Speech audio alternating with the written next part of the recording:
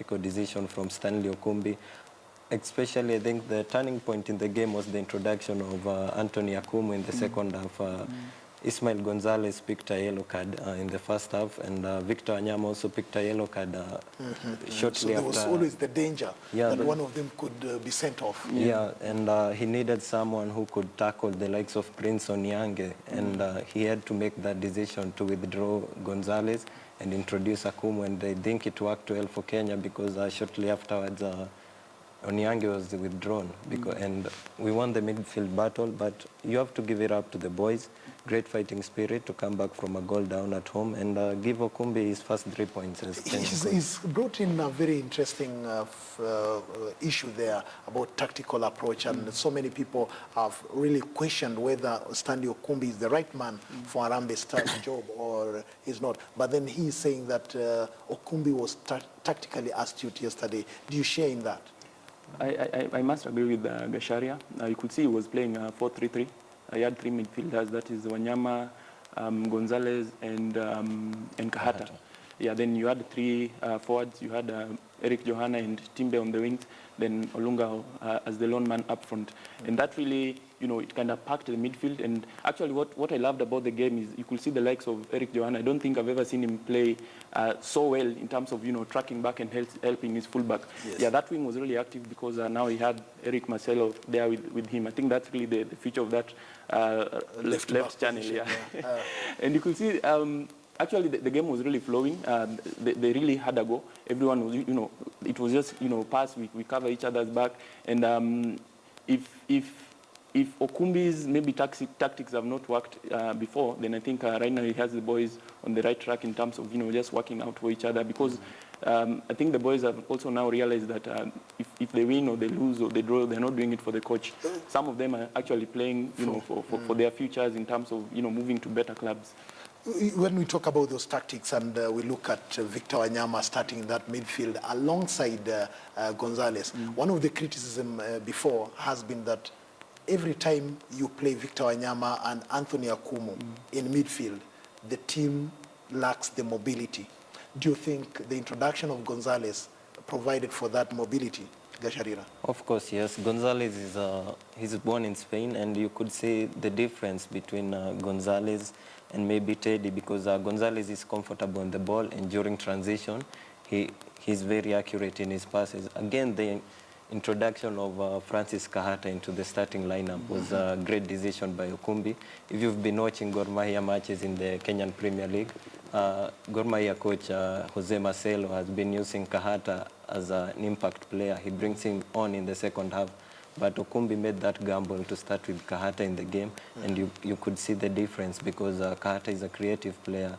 He's that player who thrives in small pockets of spaces, and it was a great performance from the youngster, and I think Kenya is headed somewhere. Again, the playing Eric Johana on the left wing as he has been deployed by Kimanzi at Mathare United was yet a great decision by Okumbi because Johana is a number 10, but playing him as a winger, he tends to cut in, creating space for the fullback to overlap, and it was in such a position that he got to score the goal because that was a very good goal. He scored the goal through the middle, and he was playing as a decoy winger. He was not playing as a natural winger.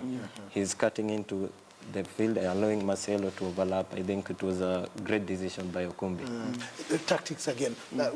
Maybe you've heard us talking about Ismail Gonzalez. Ismail Athman Gonzalez, he was born in Spain to a Kenyan father and also a Spanish mother. And he's been drafted into the national team. And he's played so far so good from what I gather from the fans. And from my own observation, what do you make of that? Yeah, I will give him a 6 out of 10. Yeah, I think yesterday he was too desperate to impress. Yeah, he played really good. I would still give him even 6 out of 10 in that game. But I think he was too desperate, and he didn't really compose himself. That's why he actually even under yellow card and considered a penalty. But generally, he's a new boy in the team, and I've seen him take a lot of pictures with the teams. It means he's getting embedded into the team, which is a good thing. But in terms of the game, I think he did good. But Teddy Akumu, once he came in, I think that's, for me, that's like the preferred midfield for Kenya. When you have Akumu and Wanyama there, I think that's just the number one. We have a caller from Eldoret, and please, could you talk to us, share with us what are your observations? Toscan, Yep. you find that Kenya is beginning to have a team for football. In the past, it has been just trial and error, but now Okumbi is taking time and is getting the right players. Remember, in the Ugandan national team, the team has been playing for a very long time, and it's time now Kenya gets a real team. In fact, you cannot pick the first 11 of Kenya. It's not easy. In Uganda, you can easily pick. You can know this player is going to play here. Mm-hmm. So the Kenya needs to invest also in football and also discover talent like the way Gonzalez was discovered. Mm-hmm. They need to discover more. They need to discover more talent.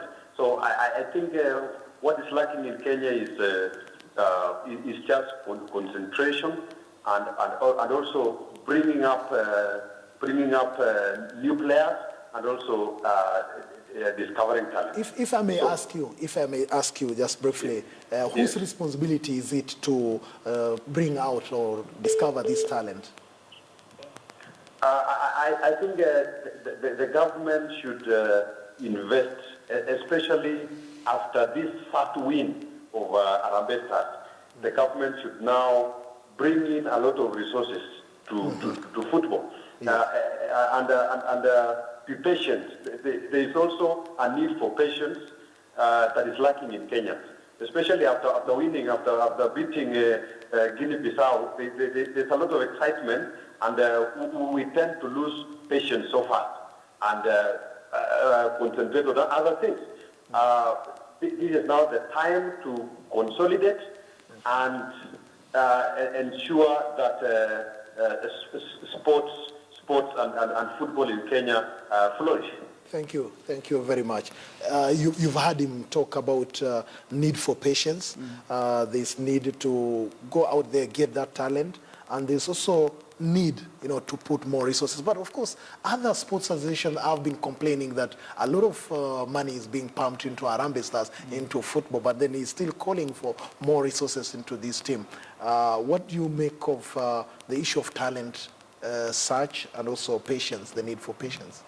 Earlier this week, Stanley Okumbi was very clear that he'll be reaching out to more Kenyan players who are based in Europe, of course, who are born in Kenya, those who have Kenyan roots, the likes of Bruce Kamau, who plays for Melbourne City in Australia. Yeah. We have Sumba Onyango, who plays in the second tier in Sweden. There's a rich pool of talent where we can tap players. We've seen Cape Verde adopt the same method, and it has worked. We've brought Gonzalez. He's been, I think he's performed well. I'd give him an 8 out of 10.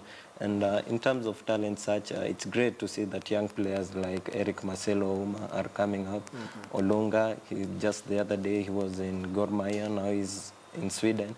I think we're on the right track so far, but we have to remember that this is a work in progress.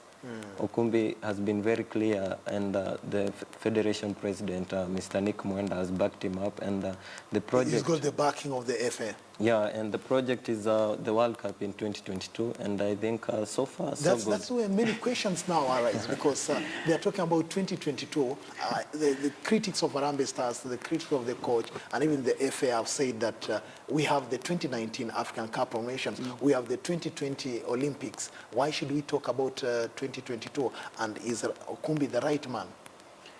Yeah, just before you go, we have a caller. Let's give him the priority.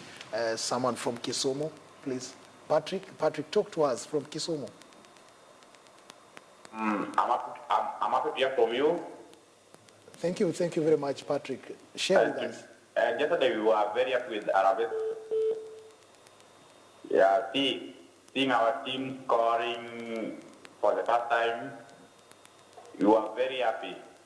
But referee was not fair enough. Because it was like going against Harambee Stars. Yeah, we saw that, which we were very frustrated. Even as Kenya, we should learn to support our team because most of us, there is bet of us bet against Harambee Stars. The bet against Harambee Stars. Yeah, Yeah. which came the opposite. Me, I'm happy. I only bet to against Congo, and I got my money. Thank you So very much, Patrick. So I was very, very, very happy. Thank you very much, Patrick. And continue supporting Harambee Stars even if other people bet against Harambee Stars. Gentlemen, he's talking about that people who lack even patriotism, and we were just talking about patience, that we need to be patient with this team. And Patrick now says that there was that problem of people betting against Harambee Stars. Gashirira, do you think that our fans are really, getting behind the team? Fans, I think anywhere in the world, there'll always be pressure when it comes to the national team, even in England, whether it's Brazil, whether it's Argentina, whether it's Syria. I think pressure will always be there when it comes to the national team, and fans, especially Kenyans, and this applies everywhere, not even in football. Kenyans are known to be impatient. So it's just a matter of getting good results when it matters most, like how the boys raised up to the occasion. Against Congo, a team that is ranked 69 places above us on the latest FIFA rankings. But the question is, do we have the mechanisms to keep this team together? Yes. Do we have the mechanism to keep going? Because in Uganda, it's almost obvious that whenever Uganda is playing, Khalid Auchi will be in the midfield alongside Tony Maweje. Dennis There's the Onyango will be in the consistency. post. On the left flank, you'll have Godfrey Alusimbi. So we need to think about keeping this team together. Looking at yesterday's team, Musa Mohamed coming in at right back. In the previous game, it was James Situma. In the previous game, it was David Owino. So we need to establish some consistency. We have a caller from Embakasi. Is that Jonas? Jonas, please, could you talk to us? Share with us. What did you make? Hello, how are you? I'm good. Yeah, please share with us. What did you make of Harambee Stars win yesterday? Now we are starting to reap the good work the federation is doing ever since where happened. And there is only one thing that I can make the national team. It is about individual performance. Yes. From what we saw in yesterday's game, this is the group that took over from the other players. And the other players, just to mention a few, the likes of Oliech. They really didn't have that country passion.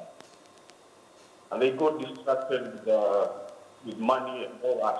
But I want to argue to the young staff, they really take up, they play like they can, play for passion of the country.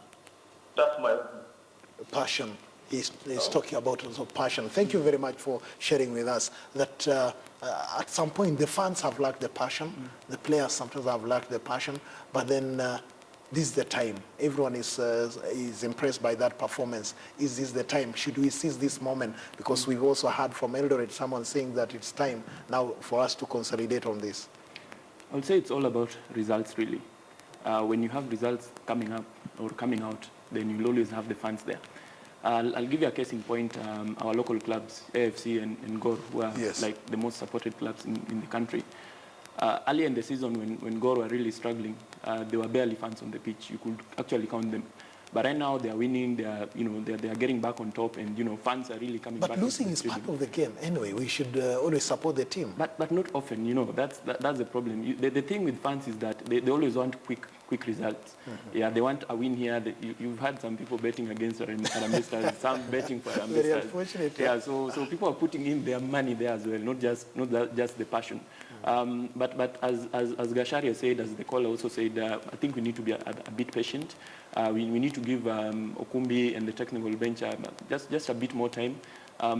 Remember We played two international friendlies against Sudan and Tanzania, and I think that really put us on the right momentum heading into the Congo match. It was important. Yeah, I mean, a time like this last year, we'll probably have played, Harambee Stars would have probably played with Posta Rangers or something. So I think that's something that we need to give the federation. And going forward, I think we just need to get more international friendlies. Thank you very much. Because this is why I love Sports Channel, because it gives you the opportunity to interact with us. We have another caller from Eldoret. Is that Makori? Makori? Yes, talking this Elias, your friend. Hey, how are you, Elias? Fine, thank you. My senior. Talk to us, sir. Talk to the nation. Yeah, it's a good debate. My to raise two issues. Yes. Number one, about youth academies in Kenya. Yes. There doesn't seem to be a platform organization or a seamless organization of youth academies. Yes. First of all, they are not registered by FKF, and then there's no system of play that you find our academies are told to adopt. So the kids coming are not uniform in thinking. FKF need to create uniform, technical issues regarding the youth academy so that when they grow into the team for 2022, yes, we have complete players across the board. Secondly, there's no football in Eldoret, such a big town. Perhaps teams like, Shuru FC, teams like Posta Rangers, you think of relocating to Eldoret, where there's hunger for the game so that the game can spread. But I remember there was this 105, GFE 105. There's also formerly Raymond, there's KCC. Don't you think they should return those teams into playing football? Yeah, the problem with the GFC 105, it was sponsored by a pastor who unfortunately died. So it really crumbled. Rivertex changed ownership. It's now owned by Moi University, and Raymond died. So all the big clubs that were there, including KCC, ran out of funds. So we need sort of a resurgence of new corporates and new sponsors in this region, and perhaps the county government, if they're listening, they should come up with their own team. Great. That's a senior editor in this country, and when Elias Makori speaks, we've got to sit back and notice and make sure that we do exactly as he says. He's talking about academies. Gentlemen, we don't have much time, but then we need to make some quick comments. He's talking about youth academies. But before you make your comment on that, Okumbi, was he right to say that some people want or love to see him lose? He made those comments just after yesterday's game. Was he justified to say that? Is there any truth to back that up? It wasn't the first time he said that. I think initially when he took over and the results weren't going his way, there were issues. He actually raised the same issue, some sort of conspiracy. But he won now. I think the results are back on track. People will be back in the stadium. So for me, he should just concentrate on doing his job. Yeah, because he signed a contract, I believe, with the federation. So just do your job, bring in your players, train with them, teach them what you can teach them, and move forward. Forget about all the backdoor politics. And Gasheria, Elias Makori is talking about academies that we should have seamless, kind of what is the tactical upbringing of these players. It has to be seamless so that when they develop to get into the national team, they play this in the same way. Are we seeing that, and should we see that also? Of course, that is very important. I think so far in the country, the KNVB system is what has been working for Kenya, with the likes of Kimanzi introducing it. And I think the federation should build on that. There are plans to have an under-13 league played across the country. That would go a long way in helping tap talent among the youth.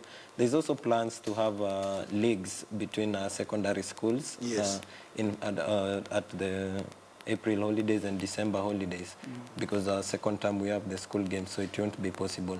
I think such programs are in the pipeline, and I think if Nick Mwenda is able to hack that, yes, it should be a step in the right direction. Of course. Yeah, we've been discussing the Harambee Stars' performance. Yesterday they won 2-1 against Congo in the African Cup of Nations qualifiers, and I've been talking to Steve Ayo, the editor for 42 Media, and also Samuel Gasharira from futa.com. Guys, thank you very much for coming through, and we hope we'll do this once again in the coming weeks. Thank you. And Up to there, I think we've had a very interesting conversation. We've heard from all over the country.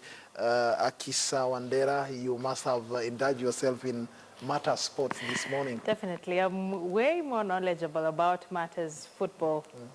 Yeah, that was interesting. And to have young people be that passionate about football, like your panelists, that is really good. Thank you guys for coming in. That was good. Yeah. Plus, I think I'll get myself to watch a lot of football. Make sure that you watch a lot of football. And of course, even run. When Vivian Cheriot finally comes back, Yes. we'll, you know, organize Olympics a is bet the, athletics is the one thing that excites everyone in this country, regardless of whether you are a soap opera person. And I'm not saying I am, by the way, but athletics and sports in general kind of unites Kenyans when politics and every other thing threatens to tear us apart. especially on a tear gas Monday. It's a Machozi Monday. I hope you guys are not headed to town, or if you are, better be prepared. Thank you very much. All right, thank you so much. That was very interesting. Thank you for coming into studio. That was your morning dose of sports with Robin Toscan, with very young, energetic, upcoming, should I say upcoming sports writers or commentators? But very many thanks for joining us on Morning Express. I was sitting in for Michael Gitonga, who will be away for a while. You had your dose of politics. We had the way it is. Tomorrow, we will have the person of interest. Do join us to find out who that will be. But at 10 a.m., Betty Kialo is coming in with the latest news that are unraveling. We have the IEBC protests, and that is something you should look at. But before that, up next, I will be bringing you a news track on the top stories of the hour. I am Akisa Wandera. Have a lovely day, a lovely week ahead, and do not go too far.